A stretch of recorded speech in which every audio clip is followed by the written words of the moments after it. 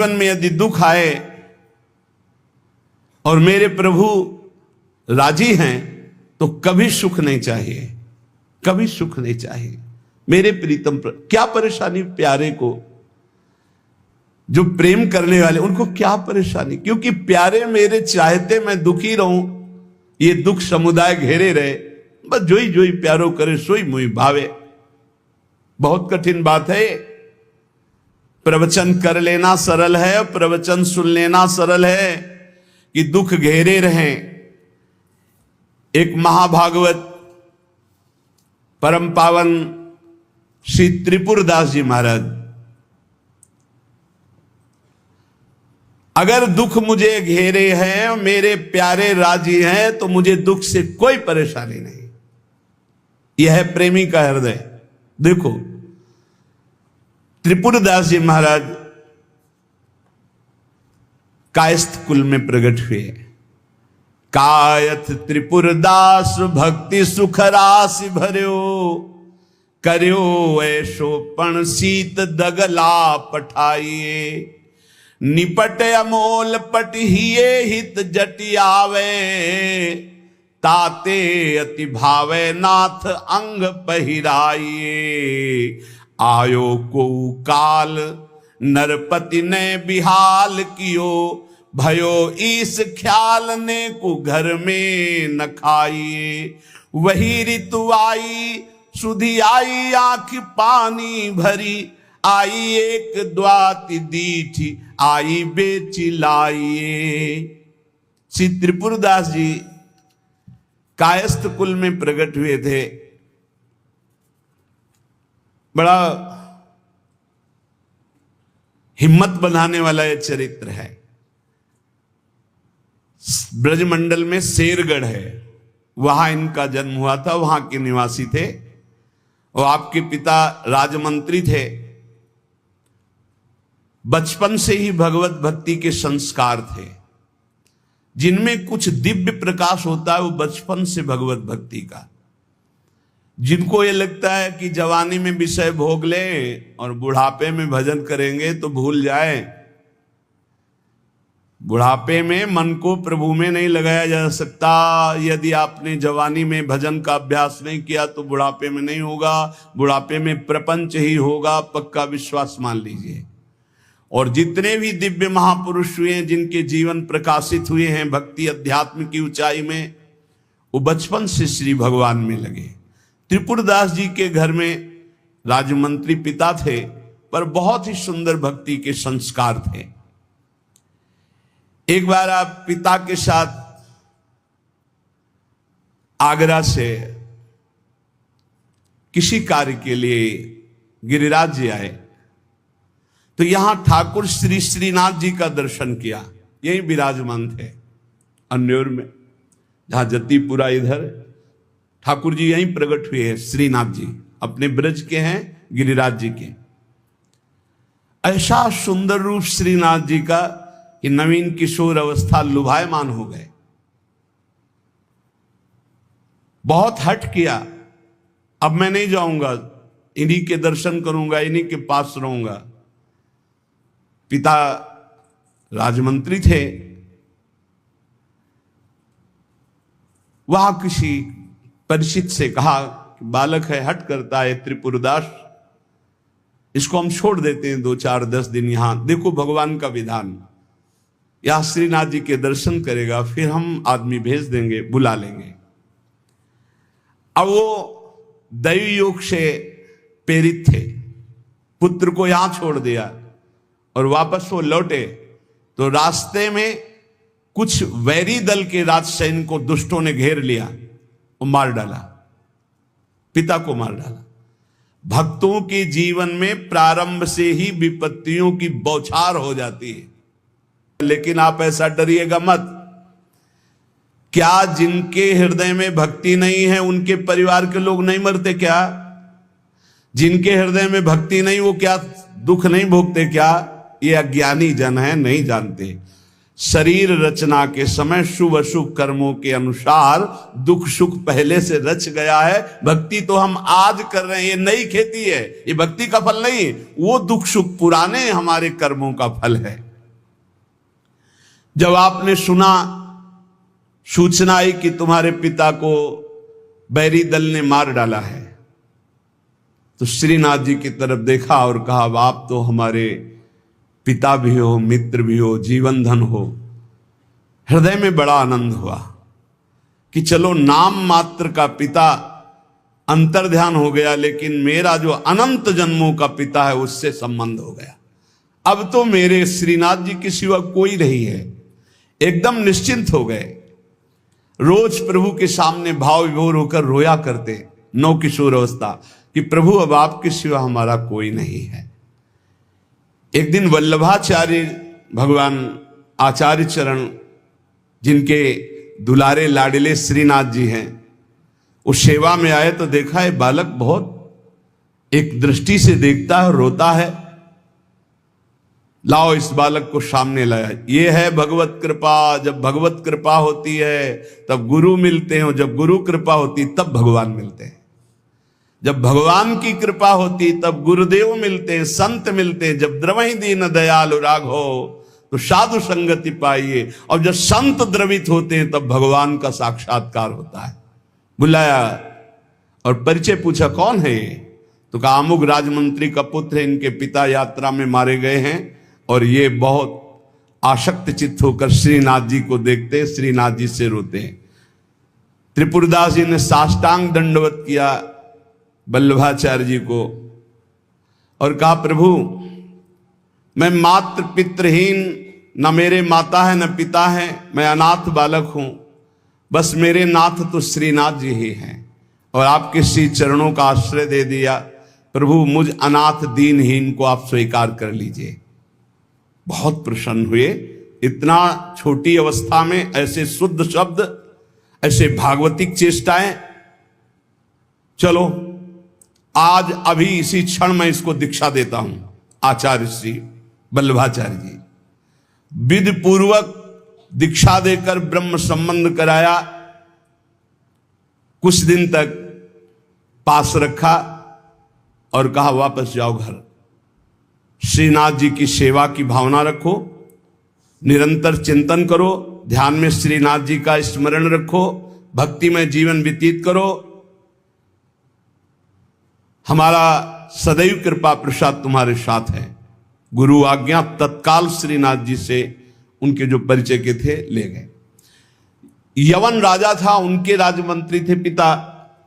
तो जब नौ किशोर अवस्था से थोड़ा बड़े हुए तो इनके पिता का पद इनको दिया, राजमंत्री बना लिया। अब ये राजमंत्री में जितना वैभव मिलता, तो इन्होंने एक बात सत्य समझी कि धन की सच्ची योग्यता क्या है। बोले संतों के मुख में चला जाए, संतों की सेवा में चला जाए, भगवंत सेवा में लग जाए, सो धन धन्य प्रथम गति जाकी। धन की सार्थकता है। ये भागवतिक सरकारी बैंक है। जैसे भारतीय सरकारी बैंक में जमा करो, जब चाहो ले लो ब्याज सहित, ऐसे भागवतिक सरकारी बैंक है। गौ संत जन, ब्रह्म ऋषि जन, भगवान किसी विग्रह की अर्चा पूजा और किसी ऐसे असहाय की जो बीमार है, जो अपवित्र है, असमर्थ है, उसकी सहायता भगवत भाव से कर देना, उसमें जो धन खर्च होना, ये सब भागवतिक बैंक में जमा होता है। आपको मिलेगा, ब्याज सहित मिलेगा। हमारे प्रभु की बैंक में परसेंट बहुत ज्यादा मिलते हैं। 1 रुपया का लाख गुना ब्याज मिलेगा। देके ये जो आप देखते हैं कि अमुक अमुक पद पर बैठ गया, अमुक राजा बन गया, अमुक बन गया, ये पूर्व जन्म का है। पूर्व जन्म का आप देखते हैं छा गया, ये पूर्व जन्म का सुकृत है। वैभव ऐश्वर्य चरण चूम रहे, वाह वाही हो रही, ये सब पूर्व का पुण्य है, 1 का लाख गुना। पर इस बैंक में विश्वास नहीं होता, किसी किसी को विश्वास होता है। और इस बैंक में जमा कर देने पर अगर आपने कह दिया तो तत्काल वो फल जो गुणा करके आपको प्लस मिलना था नहीं मिलेगा। ध्यान कर लेना। यदि माइक से हो गया कि अमुक जगह के अमुक भगत ने 5,000 रुपए दान किए, भगवान इनका मंगल करें, तालियां बज गई, हो गया, उड़ गया, आपके बैंक का ब्याज उड़ गया गया। जैसे सभा में खड़े होकर अपने पाप को स्वीकार कर ले तो उड़ गया, खत्म पाप। ऐसे सभा में यदि पुण्य स्वीकार कर ले तो खत्म। बुजुर्ग जन कहते थे कि दान ऐसा करे कि दाएं हाथ से दे, बायां हाथ न जाने। नेकी कर दरिया में डाल, कोई जान न पावे, तब लाख गुना हमारी भागवतिक बैंक से उसे मिलता है। ये तो हुआ अपना धन देने पर। और अगर ये बात हो जाए कि हे प्रभु आपकी वस्तु आपको समर्पित करते तो भगवान मिल जाएंगे, तो दियम वस्तु गोविंदम तुभ्यमेव समर्पये। ये निश्चय किया त्रिपुरदास जी ने कि राजमंत्री पद से जो भी धन आएगा मैं केवल सेवक की तरह प्रसाद से शरीर पोषण करूंगा, सारा धन संत सेवा और भगवंत सेवा में लगाऊंगा। उस श्रीनाथ जी के लिए नियम लिया, प्रतिज्ञा ली कि हर साल सर्दी में दगला बनवा कर भेजेंगे, रत्नों से हीरो से जटित बढ़िया पोशाक, सर्दी की सुनहरे गोटे, सुंदर सुंदर रत्न जटित। अब चाहे करोड़ों के रत्न लग जाए श्रीनाथ जी के लिए, और राजमंत्री थे, दगला भेजते। और रोज संत सेवा होती त्रिपुरदास जी के यहां, संत जन आते, प्रसाद पाते। धन की यही सार्थकता है। जय जयकार हो, भगवान नाम कीर्तन हो, भगवत अनुरागी जन आकर प्रसाद पावे, भगवान की आरती पूजा सेवा। धन्य है वो गृहस्थ, वो धन्य, वो तीर्थ है उसका घर जिसके घर में भगवान की आरती होती, भगवान का नाम कीर्तन होता, आए हुए अतिथियों की सेवा होती है। और श्रीनाथ जी भी बड़े रिजवार ठाकुर, बहुत खुश होकर के, प्रसन्न होकर के वो दगला धारण करते। श्री विठलनाथ जी श्री वल्लभाचार्य जी के पुत्र हैं। वो देखते कि और वस्त्र जब धारण कराते तो ठाकुर जी धारण करते हैं, लेकिन जब त्रिपुरदास जी का दगला धारण कराते तो ठाकुर जी फूल जाते हैं, प्रसन्न हो जाते हैं। भक्त के द्वारा प्रेम से दी हुई वस्तु भगवान बहुत भाव से स्वीकार करते हैं। सब दिन होत न एक समान, एक समय ऐसा भी आता है जो बहुत ही अंधेरे का होता है, एक समय प्रकाश का आता है। जैसे दिन रात ऐसे सुख और दुख। अब यवन बादशाह था, उसके पास द्वेषियों ने सूचना लगा दी कि ये राजमंत्री हैं, आपको पता नहीं है, आपके धन का बड़ा दुरुपयोग करते हैं, साधु महात्मा इनके यहां खाते रहते हैं और न जाने क्या क्या खूब लुटाते हैं, आपके यहां से वैभव चुराया जाता है। और वो राजा यवन, उसकी बुद्धि बदल गई, उसने तत्काल आदेश किया सर्वस्व अपहरण कर लिया जाए, त्रिपुरदास जी का सर्वस्व संपत्ति जब्त कर ली जाए। मतलब पात्र भी घर में नहीं रह गए, सब जब्त कर लिया गया। जहां रोज संत सेवा, ठाकुर सेवा, श्रीनाथ जी के लिए बहुत महंगा पोशाक सर्दी की, सब, एक पात्र भी नहीं रहने दिया, सब जब्त कर लिया। खाने पीने के लिए एक दाना भी नहीं रह गया, कुछ नहीं, सब जब्त कर लिया, केवल दिवाले दिवाले। अब आप विचार करो, जिसका ऐसा चल रहा हो उसका ऐसा, इसलिए होश में रहना चाहिए। सब दिन होत न एक समान, ये शब्द याद रखना चाहिए। सुख है तो फूलो मत, कल दुख आने वाला है। शरीर स्वस्थ है तो अभिमान मत करो, कल कोई रोग आ जाएगा। जीवित हो तो अभिमान मत करो, कल ही मृत्यु आ सकती है, आज भी आ सकती है। होश में, खूब धन संपत्ति है, कल ऐसा हो सकता है टुकड़े टुकड़े के लिए मोहताज हो सकते हो। पक्का पक्का।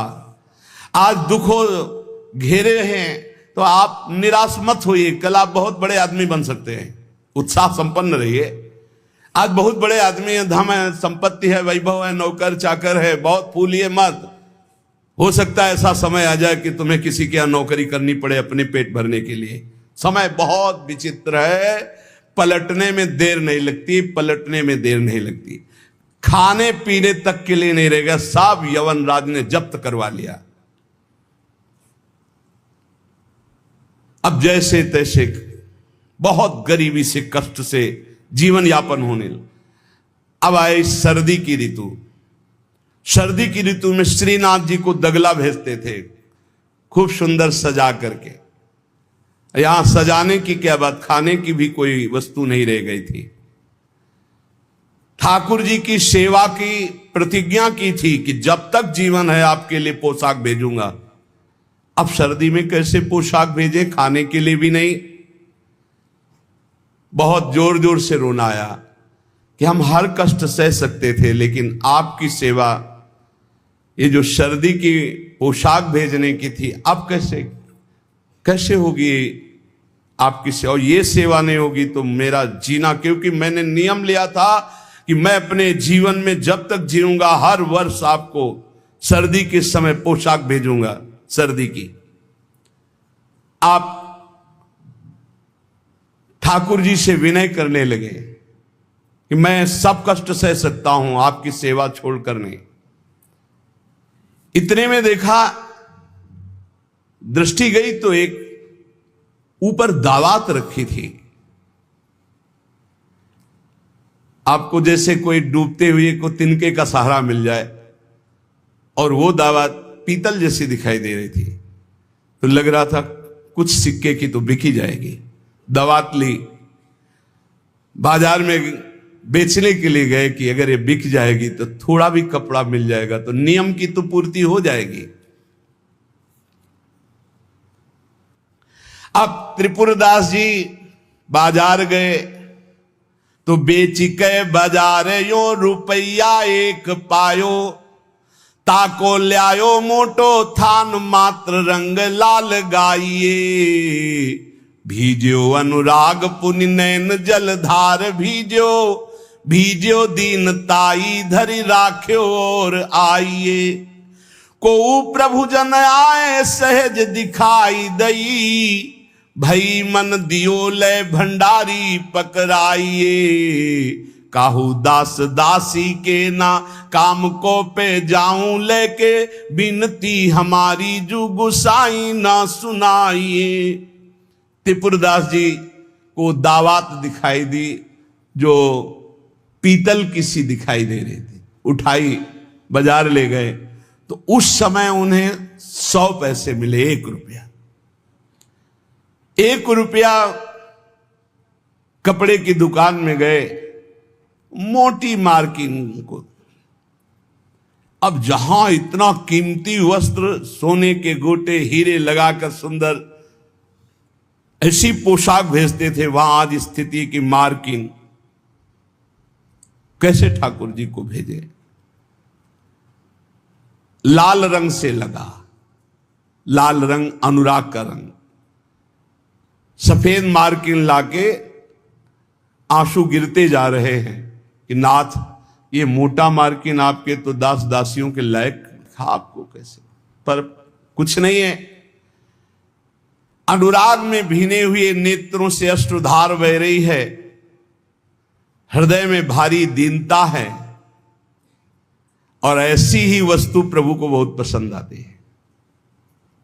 हमसे अगर दी जाएगी 5 किलो सोने का छत्र, तो 4 लाख योजन का सोने का पहाड़ है उनकी इस मृत्यु लोक में। 5 किलो क्या होता है? साहस नहीं हुआ, रंगा लाल रंग में, प्रेम रंग में रंग कर रख लिया, पर साहस नहीं हुआ कि मैं जाकर के श्रीनाथ जी को दूं। कैसे दूं? अब उनके मन में एक बहुत पीड़ा है। और देखो, भगवान अपने भक्त की बात को अंतर से जानते हैं। त्रिपुरदास जी के हृदय में दैन्य, और दैन्य भगवान को बहुत प्रिय है। यही दरबार दीन को आदर रीति सदा चली आई। भगवान को मूल्यवान वस्तुएं प्यारी नहीं, भगवान को जो प्यारी वस्तु है वो दैन्य है, दीनता। जेहि दीन प्यारे वेद पुकारे, द्रवो सुश्री भगवाला। इतने में विधान बना, गोसाई जी के सेवक श्रीनाथ जी की सेवा के लिए जो भक्तजन थे, उनके यहां विचरण किया करते थे। अचानक दृष्टि में पड़े त्रिपुरदास जी के, देखा ये तो श्रीनाथ जी के सेवक हैं जो गोसाई जी के पार्षद हैं, और ये तो सेवा सामग्री श्रीनाथ जी को पहुंचाते हैं। तो आपने प्रणाम किया, घर लिवा गए, कुछ खाने पीने के लिए व्यवस्था ही नहीं। कैसी कैसी, कहां राजमंत्री का सुख और कहां,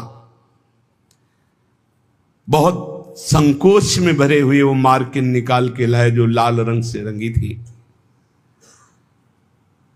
और कहा हाथ जोड़ करके कि हर वर्ष प्रतिज्ञा थी कि श्रीनाथ जी को पोशाक भेजेंगे, पर भगवत कृपा से वैसा विधान बन गया है। यद्यपि ये श्री गोसाई जी के किसी दास दासी के पहनने योग्य भी नहीं है, फिर ये श्रीनाथ जी के श्री अंग के लिए तो क्या होगी।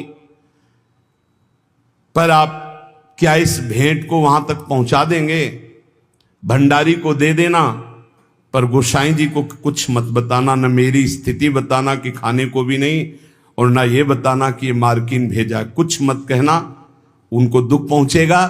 केवल भंडारी को दे देना, वो जो चाहे जैसे चाहे, यद्यपि वे श्रीनाथ जी के योग्य तो है ही नहीं। देखो, भगवान भावोत्सवेन भजताम रस कामधेनु है। बड़ा हृदय में सुख हो रहा है उस वस्त्र को लेकर, वो जो भगवत पार्षद है।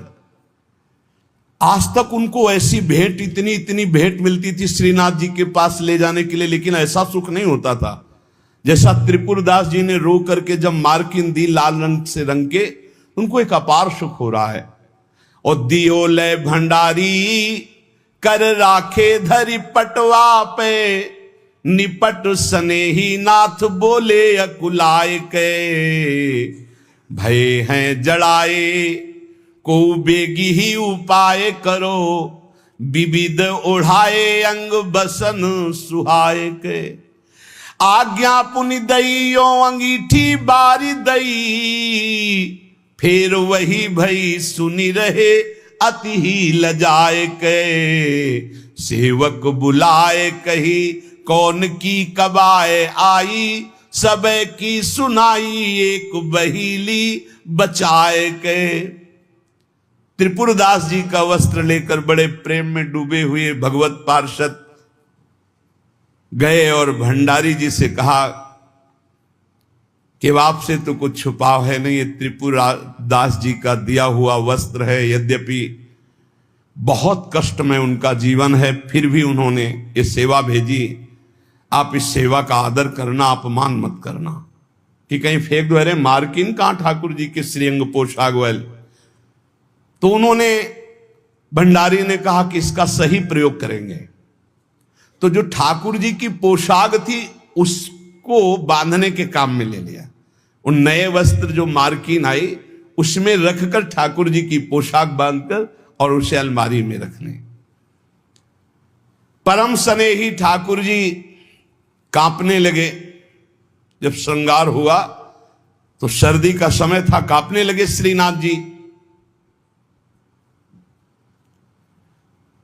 जब श्री आचार्य चरण सेवा में गए तो कहने लगे मुझे बहुत जोर की ठंड लग रही है। ठाकुर जी बोलते हैं निज जनों से, जैसे हरिवंश महाप्रभु से राधा वल्लभ जी बात करते थे, बंचंद महाप्रभु से बात करते थे, बिहारी जी से स्वामी जी महाराज, विठल विपुल देव जी, बिहारीन देव जी। अब हम लोगों की जाकी रही भावना जैसी प्रभु मूर्ति देखी तिन तैसी। मुझे ठंड लग रही बहुत जोर की। बोले जय जय, अभी उपाय करता हूं। तत्काल बड़े गरम गरम महंगे वस्त्र धारण कराए। ठाकुर जी फिर बोले बहुत ठंड लग रही है, बहुत ठंड लग रही। कहा जय जय, अभी उपाय करते। तुरंत अंगीठी जलाई गई, सामने अंगीठी ऐसे सुंदर नवीन कोमल उनके वस्त्र उड़ाए गए। ठाकुर जी फिर कांप के कहते मुझे बहुत ठंडी लग रही। श्री विठलनाथ जी गोसाई जी समझ गए कि यह साधारण ठंड नहीं है, ये किसी भक्त के हृदय की जो पीड़ा है उसी की एक कपकपी है। गोसाई जी बहुत संकुचित होकर बोले, जय जय अब क्या उपाय करूं? आपको सुंदर सुंदर दगला पहना दिया, सुंदर गरम वस्त्र उड़ा दिए, अंगीठी आपके साथ, फिर भी आप कह रहे हैं आपको ठंड लग रही। एकदम ध्यान गया। उन्होंने कहा, किसी भक्त के वस्त्र का तो अपमान नहीं हो रहा है? सेवक को बुलाया, तत्काल बही खाता लाओ, इस वर्ष किसकी किसकी पोशाक आई है, किसकी नहीं आई। बही खाते में सुनाया गया, लेकिन त्रिपुरदास जी का नाम नहीं था। त्रिपुरदास जी का नाम इसलिए नहीं लिखा कि कोई पोशाक ही नहीं थी, मार्किन लाल रंग से भेजी गई थी। श्रीनाथ जी बड़े स्नेही हैं, बहुत प्यार करने वाले हैं। मोहन छवि नैनन बसी, पर छवि कहा समाए, भरी सराय रहीम लखियाप पथिक फिर जाए। अंतर दाव लगी रहे धुआं प्रगटे कोई, कह जिए जाने आपनो कह जा सिर बीती होए। अंतर में आग लगी है मोहनलाल की, अद्भुत प्रेम में डूबे श्री रहीमदास जी। प्रभु श्रीनाथ जी को ऐसी ठंडी लगी, हर उपाय करके श्री विठल दास गोस्वामी जी हार गए। तब उन्होंने कहा, किसी भक्त की किसी वस्त्र का अपमान हो रहा है, किसी भक्त पर विशेष कृपा करना चाहते हैं, लाओ बही खाता लाओ। हर साल जिसकी पोशाक आती थी नाम सुनाओ। नाम सुनाया, त्रिपुरदास जी का नाम नहीं था। तो सुनी ना त्रिपुरदास बोले धन नाश भयो, मोटो एक थान आयो राख्यो है बिछाई के। ल्याओ बेगी आही छिन मन की प्रवीण जानी, ल्यायो दुख मानि ब्योति लई सो सिवाय के। अंग पहिराई सुखदाई कापे गाई जात, कही तब बात जाड़ो गयो भरी भाई के। नेह सरसाई ले दिखाई उर आई सबे, ऐसी रसिकाई हृदय राखी है बसाए के। विठलनाथ गोस्वामी जी ने कहा, त्रिपुरदास जी का नाम नहीं सुनाया, हर वर्ष भेजते थे, क्या इस वर्ष पोशाक नहीं भेजी? देखो, एक तो भगत होते हैं कुछ फुलरा चढ़ता 4 दिन की भक्ति का, सोडा वाटर की तरह मार फूल के एकदम। और एक भक्त होते हैं जो गंभीरता पूर्वक कदम बढ़ा, जितनी सेवा तो बढ़ाते चले गए, पूरा जीवन समर्पित कर दिया। और एक होते हैं एकदम फुलरा की तरह से बढ़े और बस खत्म। हमें लगता है कि भक्ति सोडा वाटर वाली ना करो, क्षणिक वैराग्य वाली मत करो, एक कदम बढ़ाओ पर बहुत मजबूत बढ़ाओ।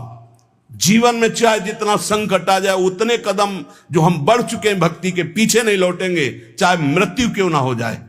ऐसी दृढ़ निष्ठा रखनी चाहिए, तभी माया पर विजय प्राप्त होती है।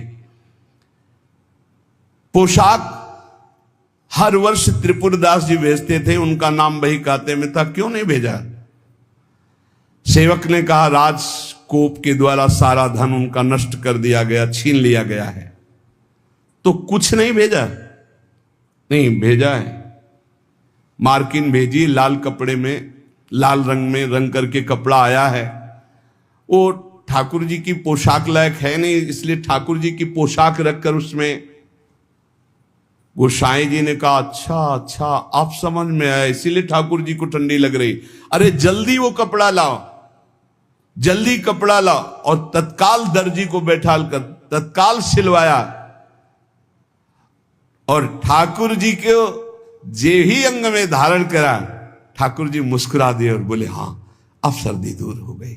बड़े रिझवार ठाकुर है। प्रेम प्रभु को चाहिए, भाव प्रभु को चाहिए। इसी भाव को दृढ़ करने के लिए ये महापुरुषों के पावन चरित्र हैं। कैसी भी परिस्थिति हो, बस ये आप एक जन्म के लिए, वैसे तो सब भोग ही रहे हैं, नरक स्वर्ग अपवर्ग सब दुनिया का, एक जन्म के लिए आप प्रभु के लिए थोड़ा हिम्मत कर लो। कैसी भी परिस्थिति आवे, आपका नियम न टूटे, आपका भजन न टूटे, जो नियम बनाओ उसे चलने दो। प्राण चाहे निकल जाए, इस जन्म में भक्ति से पीछे नहीं हटना तो निश्चित भगवत प्राप्ति हो जाएगी। ये जीवन हमारा भगवत प्राप्ति के लिए है। बहुत सावधान, सुख दुख के ये भाव समुद्र के थपेड़े हैं। कहीं सुख में भूल मत जाना, कहीं दुख में घबराकर भक्ति मत छोड़ देना, आगे आपको बहुत सुख मिलेगा। ये भक्ति दुख सुख देने वाली नहीं, भक्ति सुख दुख में समान स्थिति पैदा करती है। भक्ति भगवान को आकर्षित करती है। और सही मानो, आज तक खुद अपना अनुभव में बता रहा हूं, ये दुख, ये विपत्ति, ये रोग, ये नाना प्रकार का तिरस्कार, निंदा, यही ऊंचाई पर चढ़ाती है, यही सच्चाई पर चढ़ाती है, यही सच्चा शरणागत भक्त बनाती है। इसलिए जिसके जीवन में दुख है, विपत्ति है, नाना प्रकार की प्रतिकूलताएं हैं, डरना मत। तुमको उस ऊंचाई पर भगवान चढ़ा रहे हैं जहां तुम चढ़ ही नहीं सकते थे। सुख और सुविधा ये दुलार है। जैसे कोई बच्चा बहुत रोने लगे तो टाफी पकड़ा दे। सुख सुविधा अनुकूलता प्रणाम नमस्कार ये हमारे प्रभु का दुलार है। दुख प्रतिकूलता तिरस्कार अपमान विपत्ति ये कृपा है। और कृपा पात्र ही विश्व विजयी होता है। कृपा पात्र ही काम क्रोध लोभ मोह मद का नाश करता है। इसलिए सदैव अपने आराध्य देव की निष्ठा में रहे। त्रिपुरदास जी का एक नियम था, वो श्रीनाथ जी के चरणामृत का रोज पान करते थे। हमेशा चरणामृत अपने पास रखते थे। बिना जबान में चरणामृत गए वो अन्न जल नहीं रखते थे। वैसे ये नियम रखने की बात प्रायः सबको कही है। श्री जी का चरणामृत, गुरु जी का चरणामृत जरूर पास रखना। जिसके पास चरणामृत की सुविधा न हो तो हम चरणामृत कुंड का नाम ले रहे हैं। मानसरोवर, राधा कुंड, श्याम कुंड, ये जो कुंड है इनमें हर संतों के चरणामृत है। ब्रज 84 कोस के बड़े बड़े सिद्ध संत जो चरणामृत नहीं देते वो भी इनमें स्नान करते। वो भी जब जाते हैं तो आचमन और चरण धोते। इन कुंडों का जल रख लो, एक एक बूंद रोज अगर मुख में डालोगे, एक एक बूंद, तो आपका चरणामृत पान का नियम पूरा हो जाएगा। और राधा वल्लभ जी, बांके बिहारी राधा रमन जी, यहां तो करुणा बरसती। आप चले जाओ, पात्र लेकर और हाथ जोड़कर प्रार्थना करके मांगो तो आपको चरणामृत मिल जाएगा। अगर इतना चरणामृत मिल जाए उसमें आप जल मिला ले तो आप वर्षों उसी को चलाते रहे, जल मिलाते रहे, चलाते रहे, वो चरणामृत ही होता है। एक दिन संयोग की बात, जब आप भोजन करने के लिए गए तो जो श्रीनाथ जी के चरणामृत का पात्र था, वो जो चरणामृत मांगते थे मिल जाता था, सेवक देते थे। बोले आज तो चरणामृत खत्म हो गया। आपने कहा पहले क्यों नहीं बताया?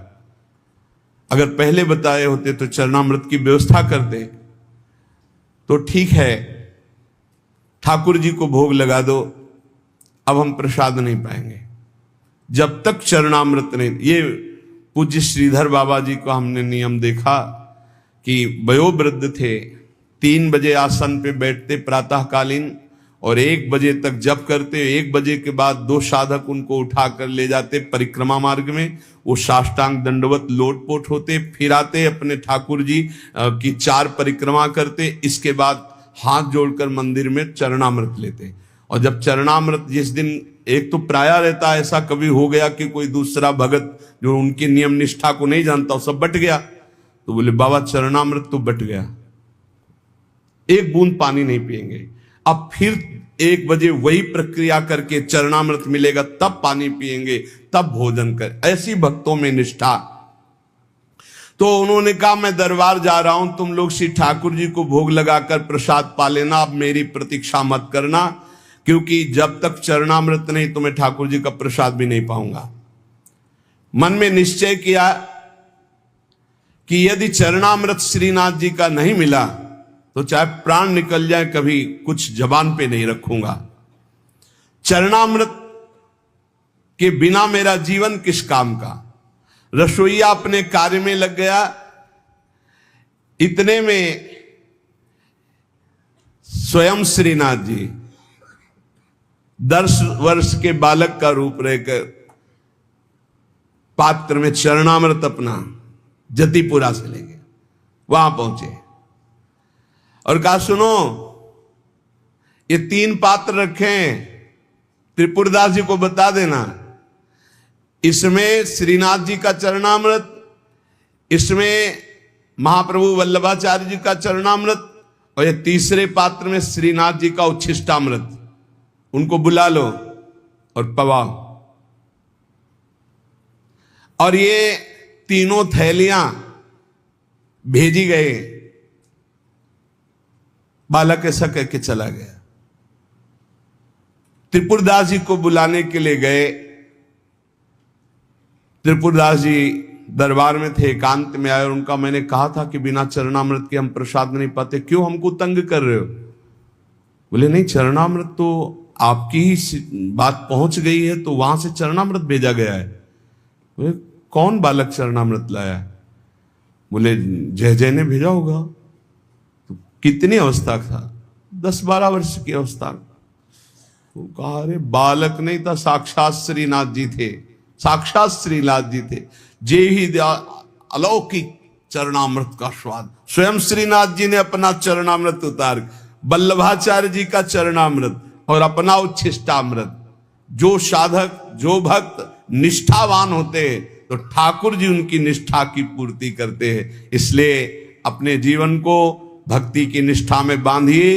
जो नियम लो, आजीवन प्राणपण उसका निर्वाह करो।